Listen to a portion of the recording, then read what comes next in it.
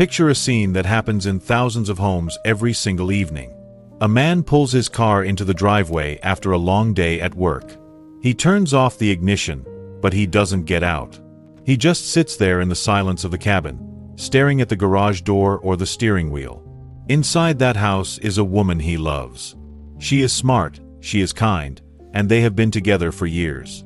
In theory, she is everything he ever wanted.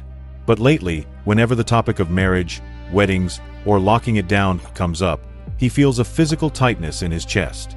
He isn't thinking about cheating on her. He isn't dreaming of a bachelor life full of parties and chaos. He is a good man, with a steady job and a good heart, who genuinely wants a partner. Yet, despite all of that, he is quietly, instinctively pumping the brakes. He sits in that car for an extra 5 minutes, gathering the energy to walk through the front door, because he knows that walking through that door means entering a zone of invisible pressure. He senses that she is waiting for a proposal, or at least a timeline. He sees the disappointment in her eyes when another anniversary passes without a ring. He hears the unspoken question hanging in the air. If you love me, why aren't we moving forward? And because he doesn't have a clear answer that won't sound insulting or weak, he says nothing. He says, I'm just tired, or we'll talk about it later. But later never comes, and the distance between them grows wider every day. Here is the uncomfortable, brutal truth that we need to put on the table right now. Society has a very convenient script for this situation. When a man hesitates to marry a good woman, the world immediately labels him as having commitment issues. We are told he is suffering from Peter Pan syndrome, that he needs to grow up, or that he is just stringing her along until someone better comes along. We paint him as the villain who is wasting her time. And sure, there are men out there who are just playing games. But that is not who we are talking about today. We're talking about the millions of decent, responsible, loving men who are looking at the modern institution of marriage and stepping back. Not because they don't want love, but because they feel like the contract is broken. The part no one warns you about is that for many modern men, marriage no longer feels like a partnership they are building. It feels like a performance review they are failing. They aren't afraid of being with one woman forever. They are afraid of entering a legal and emotional arrangement where the expectations are sky high, the appreciation is low, and the penalty for failure is catastrophic.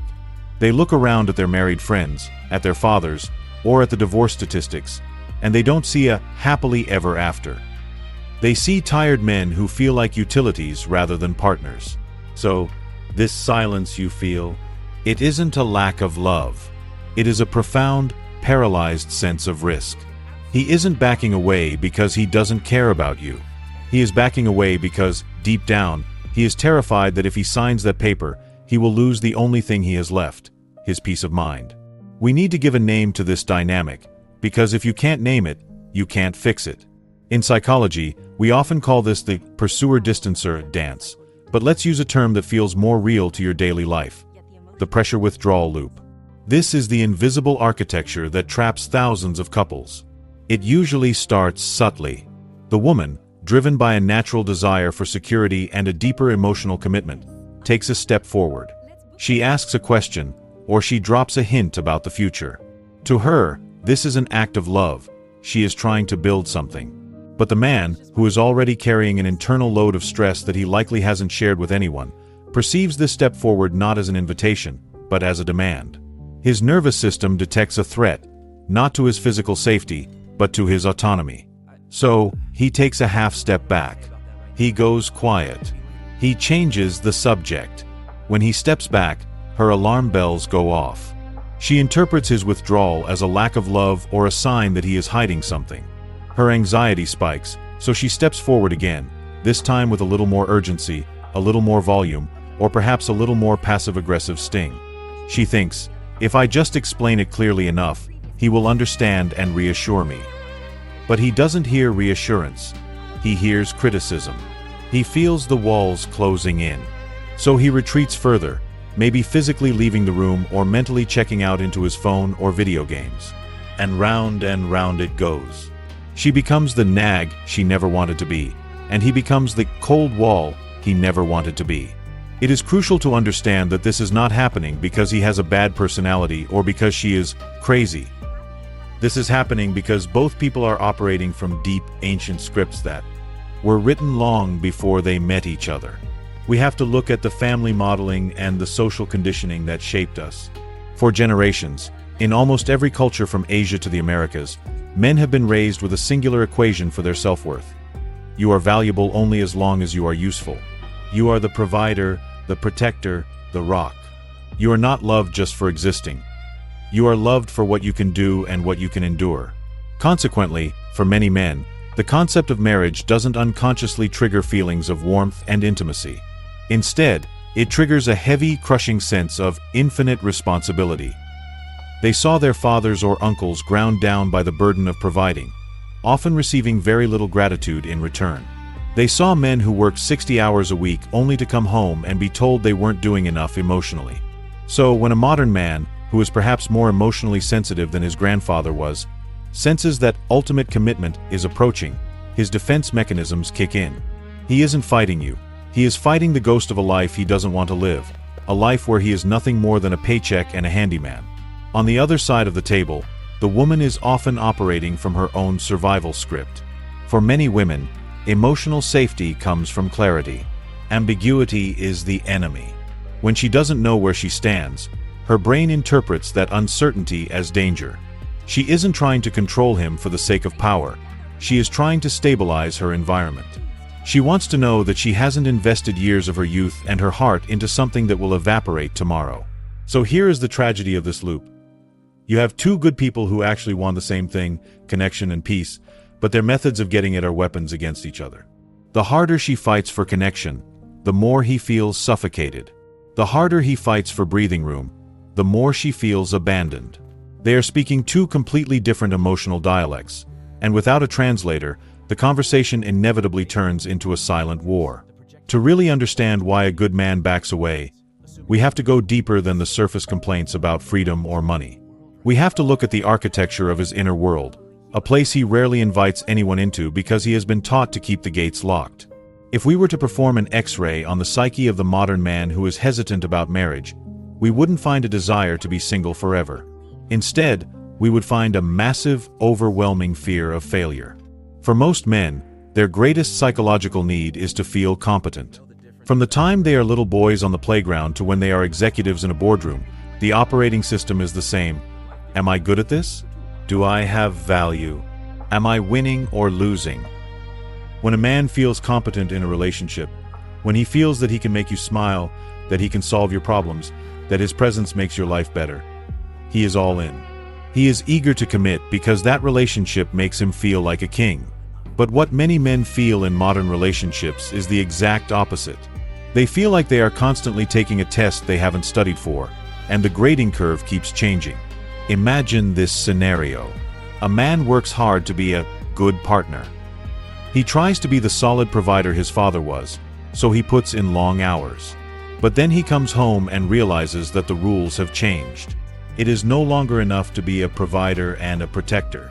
Now, he is also expected to be an emotional sounding board, a best friend, a domestic equal, and a mind reader who anticipates needs before they are spoken. He tries to help with the house, but he does it wrong. He loads the dishwasher incorrectly, or he buys the wrong brand of milk. He tries to listen to your problems, but he offers a solution instead of just validating your feelings, so he gets told he doesn't get it. Over time, an accumulation of these small moments creates a heavy narrative in his head. No matter what I do, it is never quite enough. This is the silence killer of male desire. He begins to view marriage not as a haven of peace, but as a place where his flaws will be magnified under a microscope 24/7. He looks at marriage and sees a life where he will be constantly corrected, managed, and improved. And to a man who values respect above almost anything else, the prospect of signing a contract to be managed for the rest of his life feels like a prison sentence. He retreats because he feels that as long as you are just dating, he can still maintain a shred of his own identity. But he fears that the moment he says, "I do," he becomes a project to be fixed rather than a man to be admired. There is also a deeper, darker fear that many men carry but will almost never admit to a woman, the fear of the bait and switch. He looks at his married friends, the ones with the 1,000-yard stare. He remembers the guy who used to be fun, ambitious, and alive, who is now quiet, beaten down, and asks for permission to go out for a beer. He sees men who gave everything to their families, only to end up in a divorce court 5 or 10 years later, losing half of what they built and seeing their children only on weekends. This is not a trivial anxiety. It is a primal one. In the modern world, the risks of marriage for men are often concrete and quantifiable. Financial ruin, loss of access to children, loss of reputation, while the benefits are emotional and abstract. If he is already feeling criticized or unappreciated in the dating phase, his logical brain screams, "Why would I raise the stakes?" He isn't afraid of loving you. He is afraid of giving you the legal and emotional power to destroy him. Now, let's step into the most critical part of this conversation. We need to act as an interpreter. We need to take these confusing, hurtful behaviors from men and translate them into a language that the female heart can actually hear. Because the tragedy I see most often in my office is not a lack of love, it is a catastrophic error in translation. You are shouting in French, and he is listening in German, and you both walk away thinking the other person is stupid or cruel. Let's start with the most common complaint: the silence. To many women, a man's silence during a stressful moment feels like a weapon. When you are pouring your heart out, trying to resolve a conflict, and he just sits there, stone-faced, or walks away, the translation your brain offers you is, he doesn't care. He is stonewalling me. He is ignoring my pain because I don't matter to him. Feels like active rejection. But here is the translation from his internal dictionary. For most men, silence is not a weapon of offense. It is a shield of defense. Psychology tells us that men often suffer from emotional flooding faster than women do during conflict. His heart rate spikes, his adrenaline surges, and his logical brain begins to shut down. In that moment, his instinct says, "Danger. If I speak right now, I am going to explode. I am going to say something unforgivable that will destroy this relationship." So he goes into the cave. He goes quiet not to hurt you, but to protect the relationship from his own raw, unrefined anger. He is trying to lower the temperature. Next, let's look at the fixing dynamic. This is the classic scenario. You come home exhausted and talk about a problem with your boss. Within 30 seconds, he interrupts you and says, "Well, why don't you just send an email to HR? Or just quit?" You feel annoyed. You feel unheard. Your translation is, "He thinks I'm incompetent. He just wants me to shut up. He has no empathy." But here is his translation. Men are often socialized to be utility objects. Their value lies in solving problems. When he sees the woman he loves in pain, it physically hurts him. He feels responsible for your happiness. So, when you present a problem, his brain immediately shifts into mission mode. He thinks, "She is in pain. I have the solution. I will give her the solution, and the pain will stop." To him, offering a solution is the highest form of love he can give. It is him acting as your protector. When you reject his solution, he doesn't hear, "I just want you to listen." He hears, "You are useless to me. You can't help me." He pulls back because he feels like a failed hero, not because he doesn't care about your feelings. And finally, let's translate the biggest one: the hesitation to marry. When a woman brings up the future and the man deflects or says, "Let's see how things go," her translation is almost always heartbreakingly personal. She thinks, "He's keeping his options open. He's waiting for a younger, prettier model.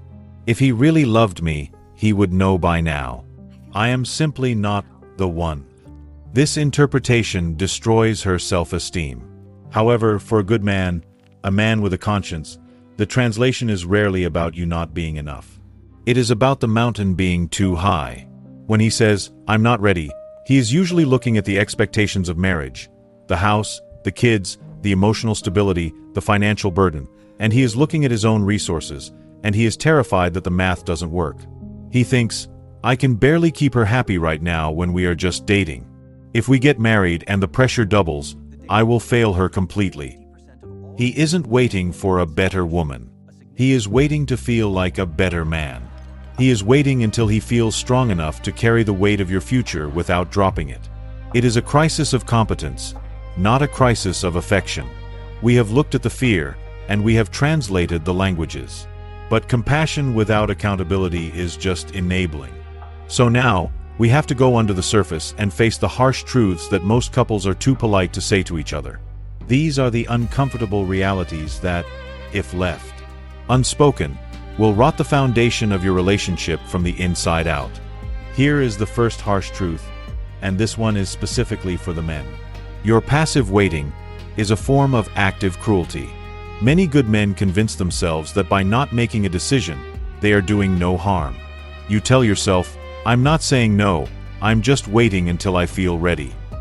You think you are being the nice guy by avoiding a conflict or a breakup. But here is the reality. Indecision is a decision.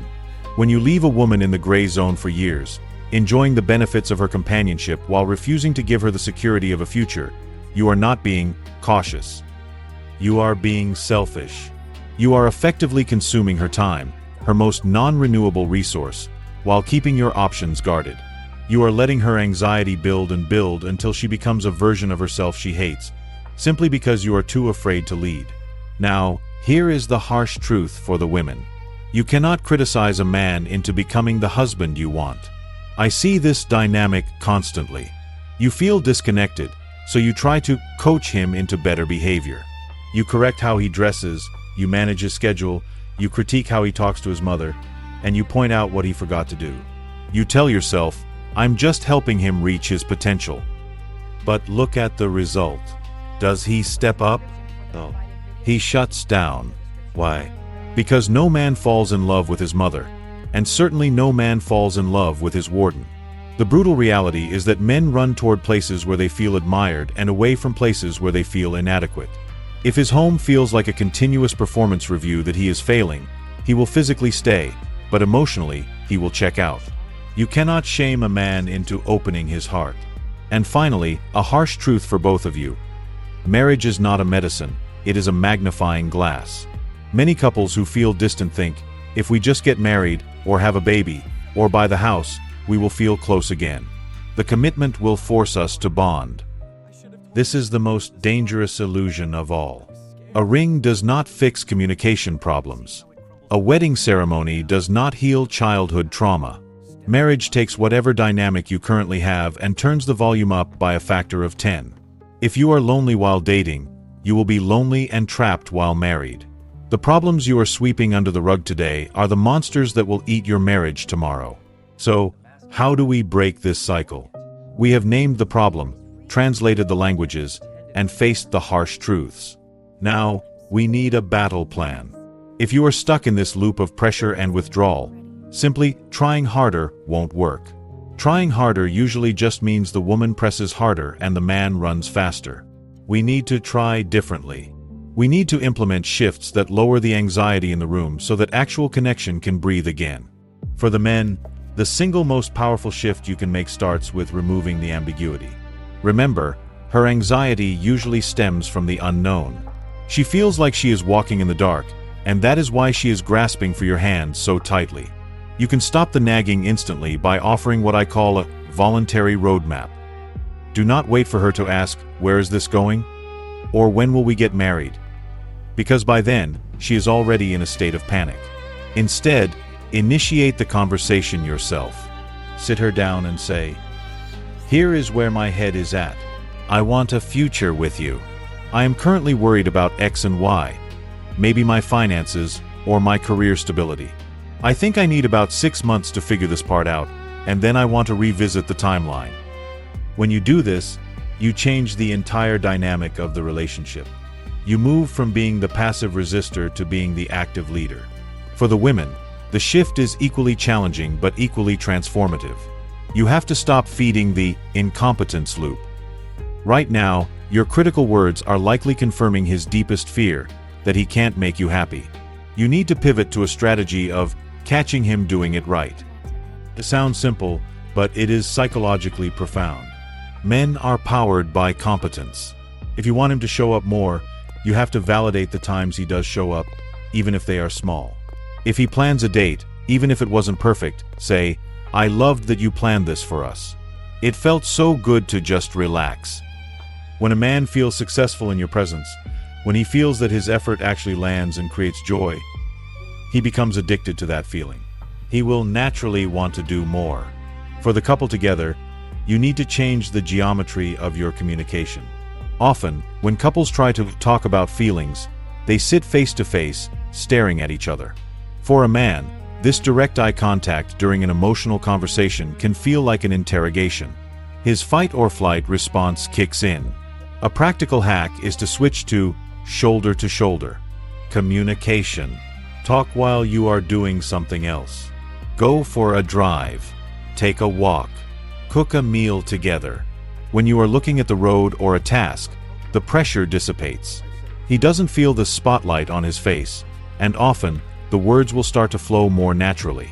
It's why men often have their deepest conversations while fishing or fixing a car. Use this. As we come to the end of this conversation, take a deep breath. We have covered a lot of heavy ground today. We have talked about the silence that fills the car in the driveway, the paralyzing fear of failure, the exhaustion of feeling misunderstood, and the harsh truths we try to ignore. If you have felt a sting of recognition while listening to this, or if you felt a wave of sadness, please know that you are not alone. The reality is that none of us were handed a manual for this. We went to school for years to learn history and mathematics, but nobody ever sat us down and taught us how to navigate the complex, terrifying, and beautiful landscape of another human being's heart. Most of us are just walking around in adult bodies, wearing suits and uniforms, but inside, we are still those wounded children who are terrified of being rejected or controlled.